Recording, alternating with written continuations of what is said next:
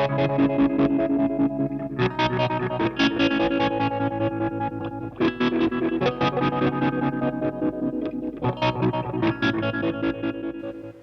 everyone, this is the third overdrive build report slash sound demo. The first one was the Klon, the second one was the Love Pedal Eternity, and the third one is the Tubescreamer 808. It was the first overdrive that I built and is quite often the first overdrive that a lot of people build because it's a very popular overdrive and it's a relatively simple build to put together. So this was the fifth guitar pedal that I put together, and there's some what not to do tips actually as we go through it. I'll show you some of the things I used to do when I used to build guitar pedals. It's a good idea not to do. And there's a couple of mods as well, nothing too exciting, but I'll show you those as well. So first let's look at the exterior of the pedal. So I've said in a few other videos, if you can't get the right parts from your local electronics shop or your the online store that you buy from, find a supplier that can give you the right parts because it'll just make your life a lot easier. These pots that I've used, this is when I used to get my parts from my local electronics shop. The pots that I've used are D-shaft 24mm pots. There's nothing wrong with using 24mm. They are very big and they take up a lot of room, hence why I've used the BB enclosure. If you don't want a pedal that's this size, then you're going to have to use 16mm or 9mm. And there's some argument about these larger pots being more durable and longer lasting than the smaller ones, which would probably make sense in that respect. But they do take up a lot of room. The D-shaft's not really the end of the world either. You just have to make sure that you line up the potentiometer on the inside of the pedal so that 0 is in the right place. At the moment I've got 0 pointing sort of diagonally to the left like that, because the grub screw on the knob will set itself on that flat part of the D shaft potentiometer. So that's got to be in the right spot. So the only way to adjust that is on the inside. You've got to move the potentiometer on the inside, if that makes sense. So that's a bit of a, it's not the end of the world. The nailed shaft are easier. You don't have to worry about how the potentiometer is positioned on the inside, which is also good if you don't want to actually mount the potentiometer straight down with the 1, 2, 3 legs down like that, and you actually want to, for some reason you might be tight for room in that spot, you might want to put them 1, 2, 3 that way. You can't do that with a D shaft. So that's not really the reason why I was saying not to get to find your parts from a supplier that can give you the right parts. The real reason was because I suspect this tone control is actually a logarithmic where it should be a linear, or the other way around. The reason being that the last 10% of the tone swing is quite a substantial amount of treble.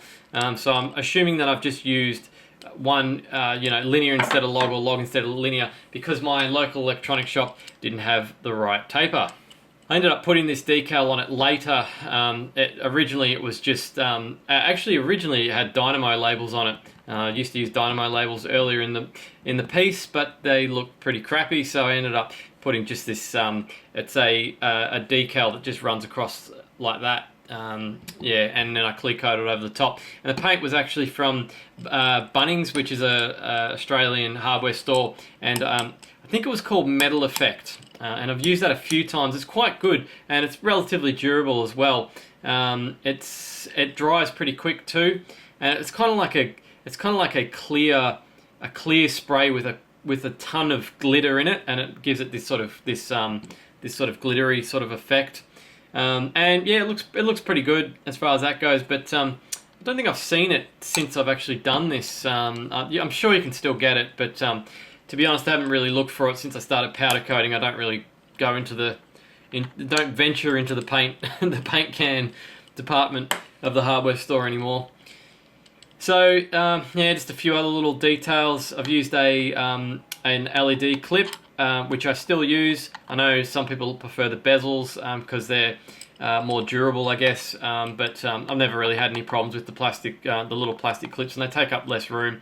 They're a little bit more inconspicuous. And the big one, the big no-no. Oh, there goes the knob. The big no-no on the back is that grommet, and I've said this a couple of times before. Don't use a grommet with a metal machined 9-volt adapter. I'll just grab one of those so you know what I'm talking about. And I've said this before a few times, so I won't go into it too much, but basically the thread on that, that DC jack is plus 9 volts and your enclosure is ground. And you can see that if you just place that, if you just drill a hole out for that to go through and just pop it straight in, you've connected plus 9 volts to ground. And as we all know, you're not supposed to do that because you get a lot of sparks and you short out your power supply. So don't... The problem with the grommet, I mean the grommet does protect it from touching the enclosure quite well, but the problem with the grommet is that when you plug in your power supply over and over continuously, it sort of pushes it back out the other side, and you start to lose that connection. And it doesn't matter how hard you push it in from the other side. I've grabbed pliers and really pushed it in as hard as I can. You still just can't get a proper connection between the DC jack and the DC socket. So it's just so much easier just to use a plastic DC jack like that. You just drill out a 12mm hole and just pop it through, and you don't have to worry about any of that stuff. It'll save you headaches. So if that's a noob tip. So let's check out what's going on inside.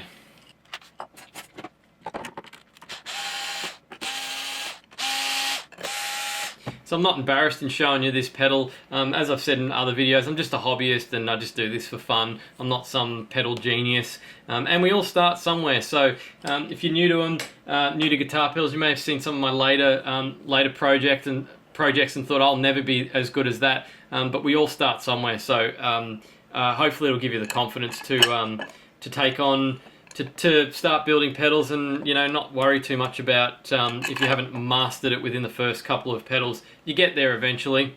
So here goes the grand unveiling. Oh, look at that. Nasty wiring job. And there's also a bit of the old electrical tape going on there. And I've put the 9-volt battery, positioned it down the side there. This is a Tonepad. A Tonepad Tubescreamer, by the way. I also had trouble, I think I had trouble finding I know one of them says a 9, one of the things you need to use, caps you need to use, is a non-polar, I think it was 1 microfarad, and I actually ended up using, I think a tantalum, which is polarized tantalum, so it didn't end up making any difference, which it kind of often doesn't, but it probably, I might have issues with that capacitor down the track because it wears out the dielectric layers inside when you don't use the right one. If you're supposed to use non-polar and you use polar, that's a different story. So the mods, if you can call them that, was I socketed the 2 resistors that would, if you change them, you end up changing it to a TS9, which is an absolute waste of time. Don't even bother. I remember reading on the forum someone saying that don't bother with it. It's just a waste of time, and it really is. There's not much of a difference with the tone. And also I added an extra diode that I could switch on and off for asymmetrical and symmetrical clipping, which some people swear by. Personally, I don't think there's enough of a difference for me to care. It probably might sort of add a little bit of extra smoother clipping maybe, but the problem with this is to adding and removing a diode from the output is that you cut off a bit of volume, so you have to adjust the volume to compensate, and by the time I've adjusted the volume, you know, I kind of forget what the last one sounded like because it's kind of splitting hairs, if you ask me. I just couldn't be bothered with a mod like that. It's just a very minor difference. So that's a J-car jack, and they're useless. Don't use them. If you tighten up the nut on the outside, the inside starts spinning around because the wafers aren't pressed together properly. I think it's called a flute or something, that thing on the inside there. It's not grasping the wafers properly, and it will just spin around. And I've actually had some where the tip and the ground have made a connection. It must have worn through or something, and it's made a connection, and then your jack doesn't work. And it was a bugger to try and work out what was actually causing that problem. So I just stay away from these cheap ass jacks. I usually go for Nutric or Switchcraft. Switchcraft are expensive, about $1.80 each. I don't always go for those. They're both Switchcrafts. They're very well made. They're just bulletproof. Yeah, I would encourage you to actually spend the extra to at least get Nutrics. There are some good economy ones out there, but it's hit and miss, and you're not going to know if you're getting a good one or not. I would say if you're a noob, to get good quality jacks to start off with. Don't get the cheap ones and then go to the good ones, because you'd be able, once you get experience with pedals, you'll be able to work out, you'll be able to fault diagnose an issue with a jack. But when you start off, you're not going to have a clue what's going on. So just minimize the area, the margin for error, and use good quality jacks. This one on the side here is actually not a Switchcraft or a Nutric. I can't remember where I actually got those from, but I bought a stack of them, and they're actually pretty good too. So that's an example of a economy, even though they're about $2 each from a local electronics shop. It is an economy jack that actually turned out to be pretty good. You can get those Switchcrafts for $1.80, as I said before, and the Nutrics you can get if you look around enough. If you look around for long enough, you'll find one for probably about $1. So you can see there too the 24mm potentiometers on the back there. There's not really much room left over. After I've put those in, it was actually pretty tight, which is kind of funny, putting a Tubescreamer in a BB and it actually still being tight for the potentiometer space. But there you go. And also just notice down the bottom here too, they've actually mounted this with the lugs going up this way instead of along that way, which is interesting. I'm not quite sure why I've done that. If I've moved that later, I couldn't even guess why I've done it that way. That's the first time I've actually noticed I've done something like that. I just don't know why I would have done that for. Oh yeah, and look, I've also mounted the PCB, which is good. It saves you having to put double-sided tape across the back of the board, but you need a lot of room inside an enclosure to actually do that. The Tonepad layouts actually have those PCB mount holes, so yeah, if you're going to do the Tonepad one, you can drill out those holes and just use a PCB mount, which is kind of this plastic thing with a spike on it and double-sided tape on the back, and you just poke that through, and it's got a little clip, and it clips onto the board and stops it from moving around. It's not going anywhere. Once you put one of those in, it's just not going anywhere. So that's it for the build report on the Tubescreamer, one from the archive. Hope you got something out of it, or maybe learnt something of what not to do. I'll do a sound demo of it next. I did a quick sound demo of the Tubescreamer and the Klon and the Love pedal, but I'll just do one specifically on the Tubescreamer. And yeah, have a listen to it.